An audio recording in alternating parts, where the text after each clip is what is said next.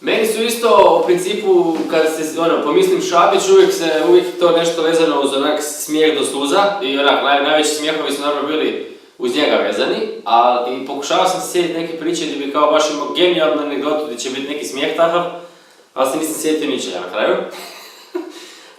Htio sam i da bude vezano uz snimanje nekog filma, recimo Etide koju smo radili, jer to su onak neka od najljepših sjećanja, kad smo u kostimu i negdje na terenu i snimamo. I zapravo sam odlučio ispričati priču kad smo bili kad smo snimali Drugi svjetski rat i prije toga par dana smo imali onaj bootcamp i vježbali smo mi kao za snimanje, bez ikakvog razloga. I najbolje sjećanje mi je jedan dan prije, znači kad smo bili, kad smo odlučili imati kao nekakav trening tamo po terenu po šumi i nas četvero bili smo Stipan, Šabić, Anton i ja.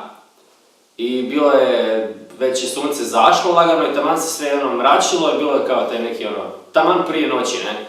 I hodali smo obučeni u te uniforme, Anton i ja smo imali kao američku vojnu uniformu, makar je tu bila naravno hrvatska, ali modificirana. Znači, zelena odjela i neke te remenje koje smo već uspjeli naći. A Stipan i Šabić su trebali biti policisti pa su imali, Šabić imao nekakav smeđi kaput, a Stipan neki sivi, naravno to je bilo improvizirano, nije bilo prava uniforma. Imali su plavu kosu njih dvojica, Stipan himlericu, a Šabić kockicu plavu. I mislim smo šljemove smo imali Anton i ja. I hodali smo po toj šumi i kao trčali smo jednu trenutku isto, počeli smo trčat full.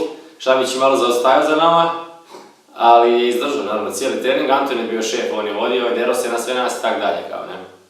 I to mi je recimo jedno jako lijepih sjećanja sa snimanja filma.